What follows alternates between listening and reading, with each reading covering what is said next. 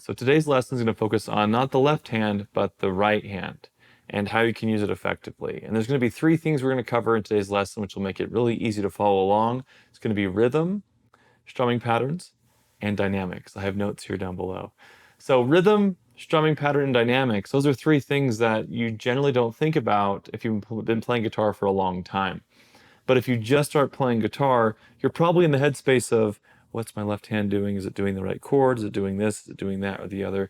And you're asking a lot of questions. You're focused always on your left hand. If you notice you're watching a new player play guitar, they're generally looking down at their left hand and they're looking at where they are on the frets, looking back at their chord chart, back at the frets again, back at their chord chart.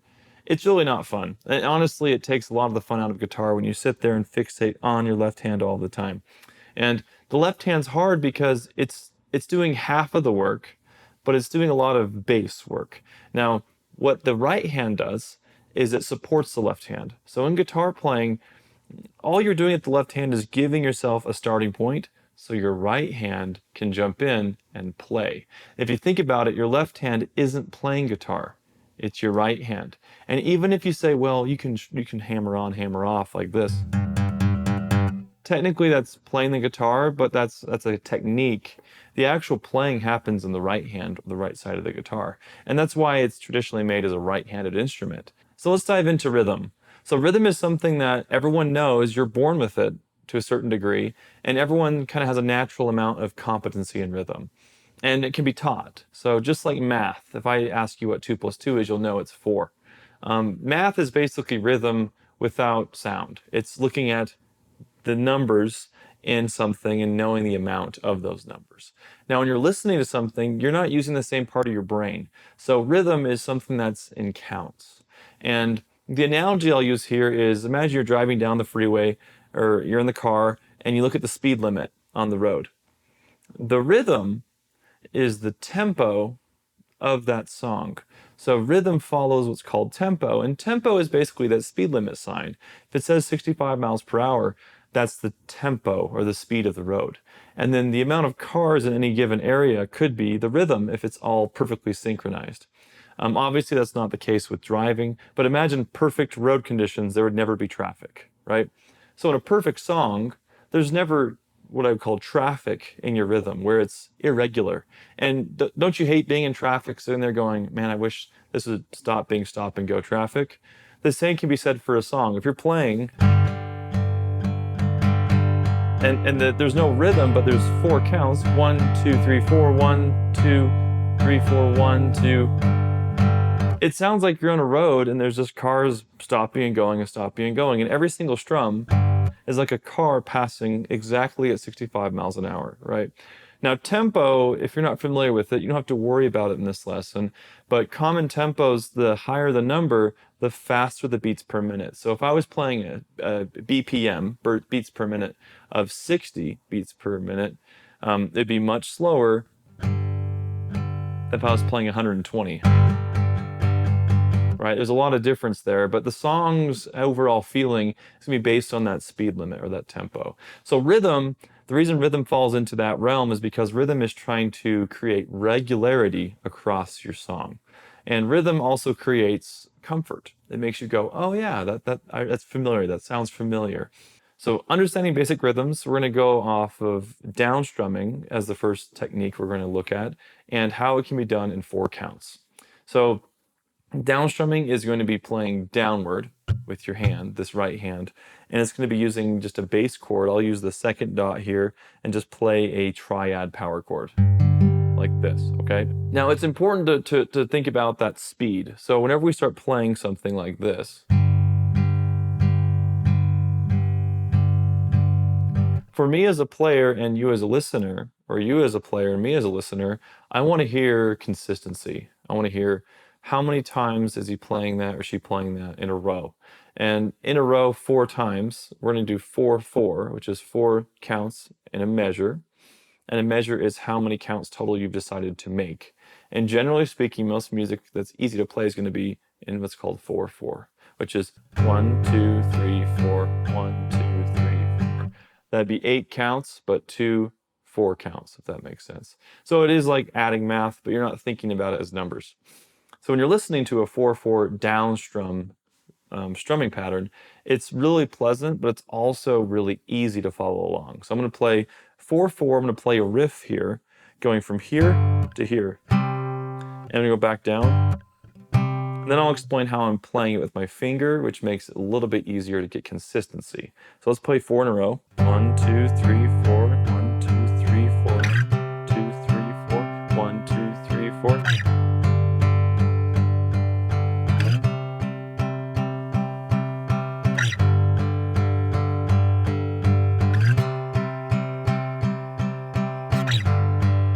Now, I wonder if you're starting to get bored. You might go, I'm going to skip ahead on the video. What's happening is you're getting so comfortable that you're actually waiting for something to change. And that's exactly what you want to do with rhythm. You want to create a base for the song that creates comfort, so then you can start varying and adding differences to the song. Now, my right hand, how is he strumming? Is he using his thumb, his finger? What's the technique here? You've seen people performing with big, huge strums and huge things like this.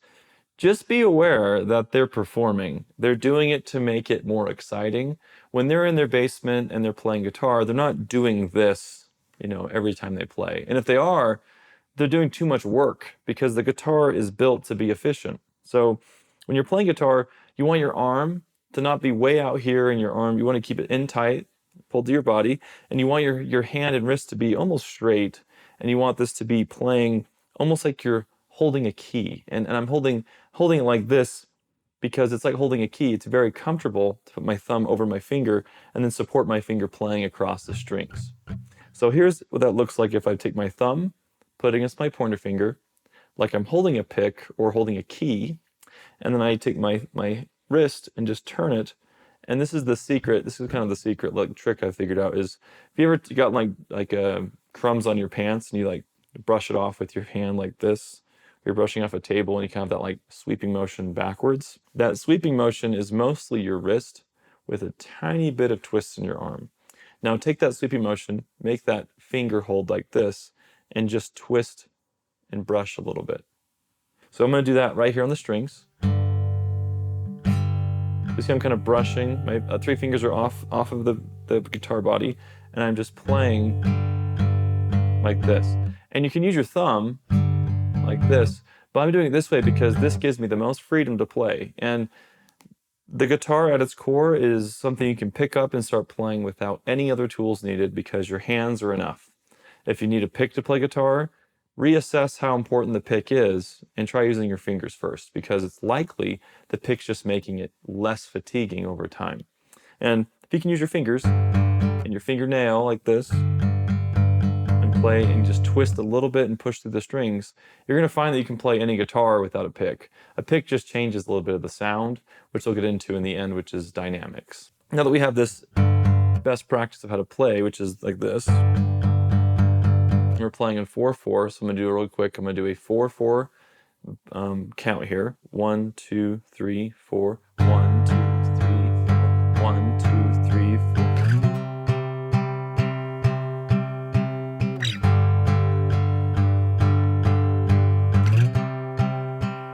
So now that we know how to play that consistently, we're going to look at syncopation. And syncopation is where you have something happening in a rhythm that's in between the counts.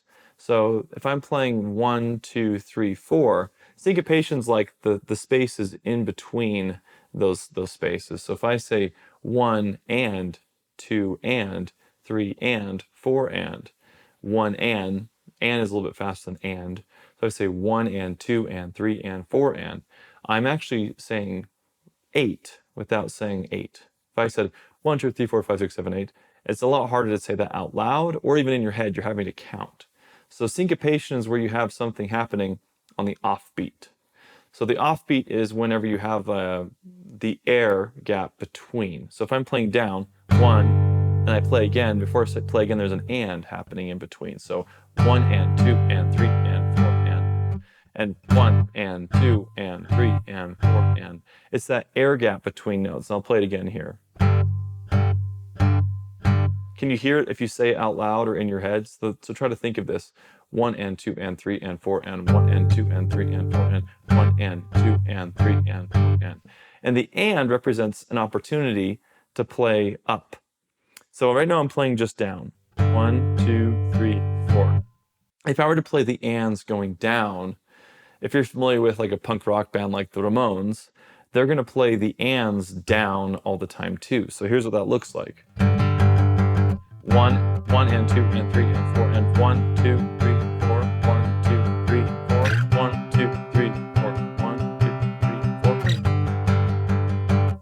So it's really fast, it's really energetic, but it's also really tiring.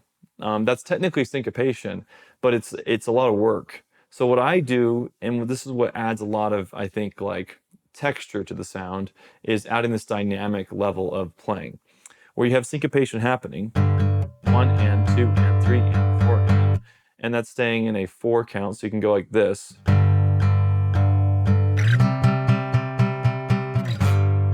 3, 4, 1 and 2 and 3 and 4, 1, 2 and 3 and 4 and 1 and 2 and 3 and 4 and 2 and 3 and 4 and this happens in all rhythm-based activities like dance or anything that has counting is going to have ands, hidden in there, and that's kind of a secret people use to help keep on time in between notes or counts. So the upstroke, this is what was tricky, was when I was first learning upstroke, I thought I had to have a pick and I'd be going up and down like this. And honestly, that's a great place to start, but it doesn't really make it as easy to play long term, because you're locking yourself in to really loud and really pick-based playing. So to get the and, playing my finger down like this on the ones, I'll take my thumb and just drag, and I'll just open up my hand so it's not even touching anymore. Then I'll reset my position, so watch. Notice the pattern here with my hand?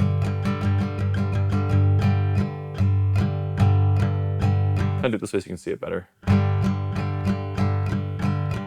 My finger's going in a circle like this, and my thumb is dragging back up. So I'm gonna go down, so 1 and 2 and 3 and 4 and, see that?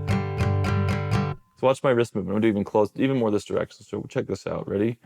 1 and 2 and 3 and 4 and 1 and 2 and 3 and 4 and.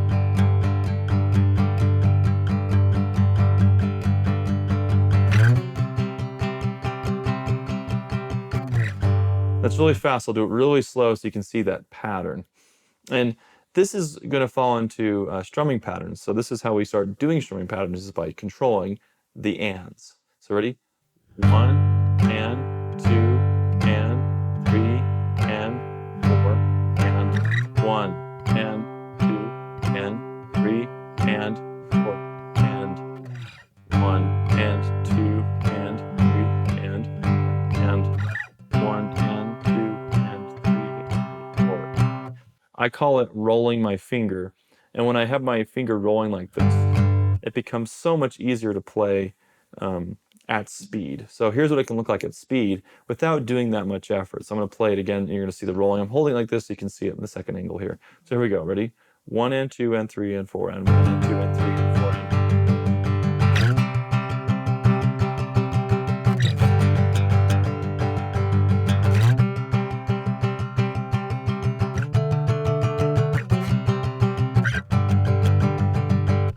Really cool. So that downstroke and the upstroke with your thumb really creates a lot of speed and efficiency without having to play down all the time. Now, you're welcome to play down all the time, but you'll find that you'll have difficulties with these next steps I'm going to show you. So the next steps I'm going to show you are strumming patterns. So patterns are taking the 4 counts, 1, 2, 3, 4, and the 1 and 2 and 3 and 4 and finding ways to play with them so they don't happen all at the same time. And strumming patterns rely a lot on direction. So you'll notice like my ands are always up, and my counts, 1, 2, 3, and 4 are always down. So if I go down, down, up, down, so 1, 2, 3, 4, I'm not really playing anything different. I'm playing the same thing. So I'm going to take those downstrokes and upstrokes, and I'm going to make them play in a different way and create a new like phrase. So here's an example.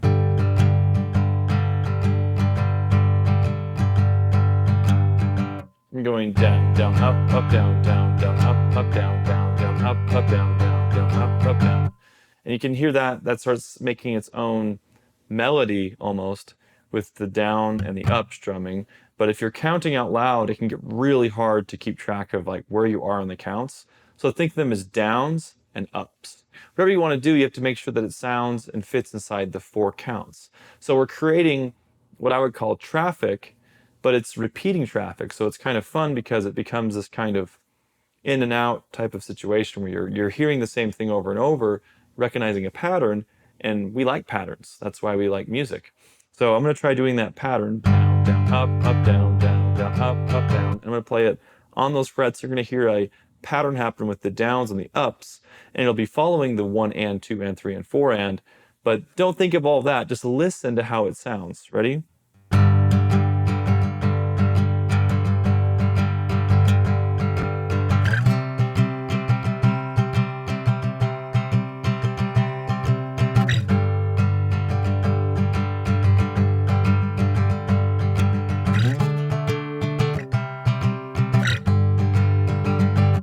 So that down, down, up, down, I didn't change at all. All I was doing is moving my hand back and forth, and the 2 hands are complementing each other in a perfect way that makes guitar playing sound more interesting and more dynamic. And the last thing I'll show about the strumming pattern variation here with strumming patterns is you have 4 counts to work with, and this is in 4/4. If it's any other time signature, it's the same. You have a certain number you're working with. But try removing one of them. Make it what I call a ghost note. Play the song, but skip one of them. So if I'm counting 1, 2, 3, 4, let's pretend I remove the 3, right? So I have downstroke, 1, 2, 3, 4. Let's remove the 3 entirely. Let's just delete it. And let's just play 1, 2, and you can even strum in the air and then play the 4th one. So let's try that. 1, 2, 3, 4, 1, 2, 3, 4, 1, 2, 3, 4, 1, 2, 3, 3. Pretty cool. Now let's add the ands, but let's still skip the 3 and. So 1 and 2 and 3 and 4 and then we're going to skip that 3 and, which is down up. I'm going to skip that one and keep playing. So watch. 1 and 2 and 3 and 4 and 1 and 2 and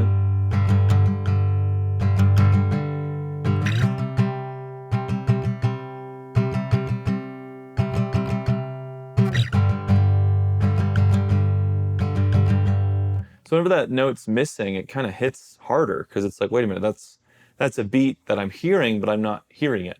And those ghost notes create a lot of dynamic interest in the song because it's creating something new that you weren't expecting. So play with those, but use them sparingly, but they're really fun to add and remove if you know where they're happening. And try to repeat the same thing over and over till you get comfortable with it. And you'll find you'll have a strumming pattern that you like a lot. Don't be afraid to use that as your baseline, down, down, up, down, whatever it is you're using. Get comfortable with it and use it. But don't be beholden to one strumming pattern. Give yourself the freedom to take your right hand and try different things. You can try playing just chugs, which is what a lot of Tom Morello and Rage Against the Machine does, is he'll take his strumming hand and make it play without notes. He'll go.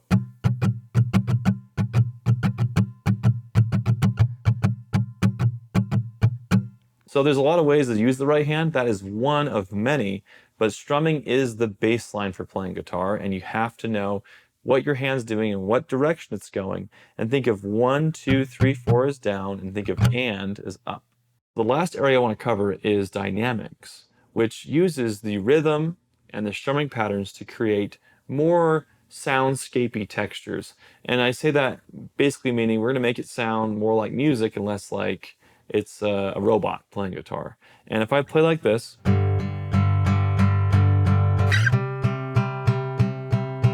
I even play with the rhythm,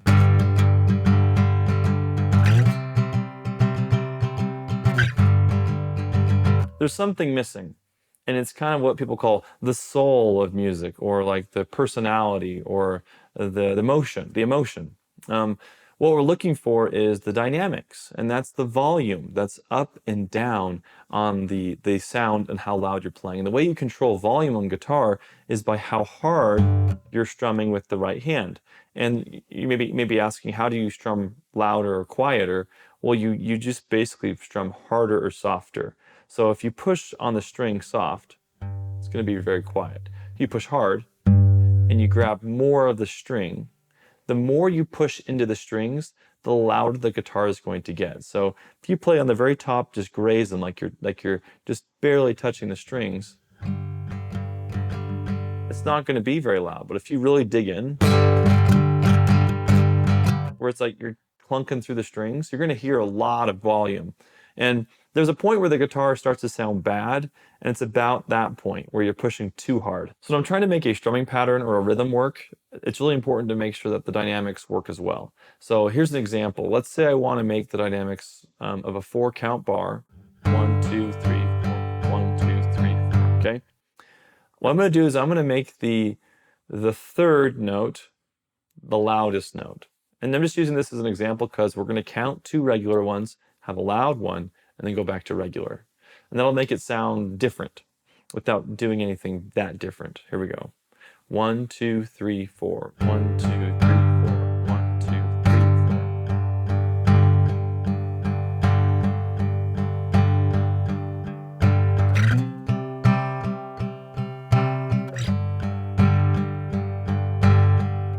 All of a sudden, it's got its own rhythm inside the rhythm. It's got 1, 2, 3, 4. It's louder.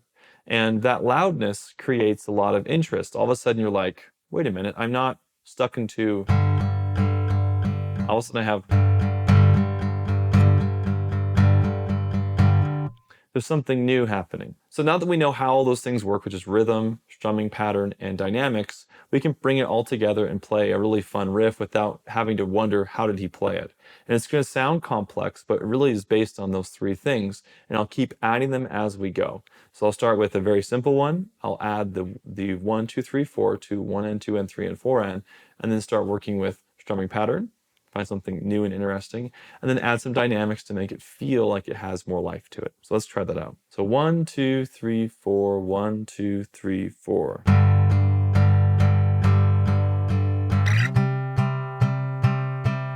Okay, hands.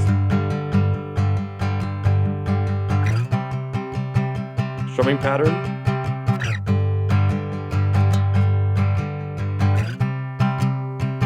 Dynamics.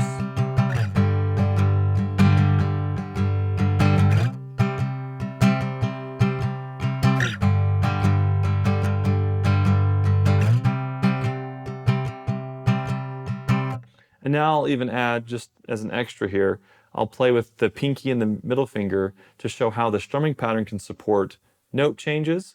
And this is obviously an extra credit tip here, but you don't have to change anything to play more notes in chords like this, but you can add even more what I would call texture to the sound. So here we go.